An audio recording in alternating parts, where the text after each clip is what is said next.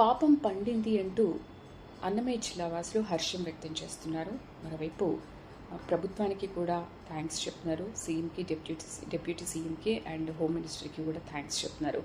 నిన్న సంఘటన జరిగిన తర్వాత ప్రభుత్వం నుంచి వాళ్ళు కూడా ఫోన్ చేసి దీనిపైన మేము యాక్షన్ తీసుకుంటాము, ఏమీ వరి అవ్వద్దు అని చెప్పి అన్నారు.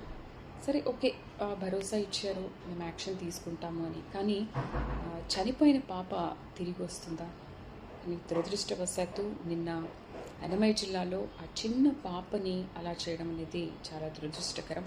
సో నిన్న కూడా మనం మాట్లాడుకున్నాము, ఇలాంటి వాళ్ళని ఎన్కౌంటర్ చేయాలి, అసలు బ్రతకనివ్వద్దు అని.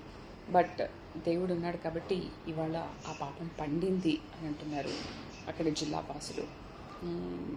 ప్రభుత్వం వెంటనే యాక్షన్ తీసుకోమని ఆదేశించిన నేపథ్యంలో పోలీసులు ఇంకా రంగంలోకి దిగి అతన్ని అరెస్ట్ చేసే క్రమంలో అతను వాటర్లో పడి, నీటిలో పడి మృత్యువాత పడ్డాడు.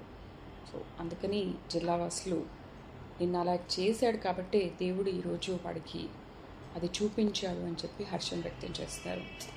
ఏది ఏమైనప్పటికీ కూడా చనిపోయిన పాప అయితే తిరిగి రాదు కదా. నిజంగా ఆ తల్లిదండ్రులకు ఎంత శోకాన్ని మిగిల్చింది.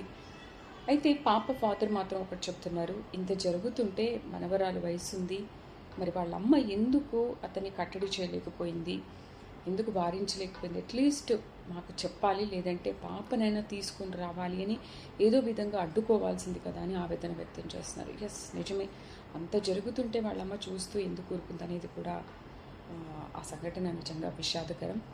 ఏదేమైనప్పటికీ మనం నిన్న ఎన్కౌంటర్ చేయాలి ఇలాంటి వాళ్లను, అసలు బతకనివ్వద్దు అని అనుకున్నాం, కానీ అతనే ఆత్మహత్య చేసుకునేలాగా జరిగింది.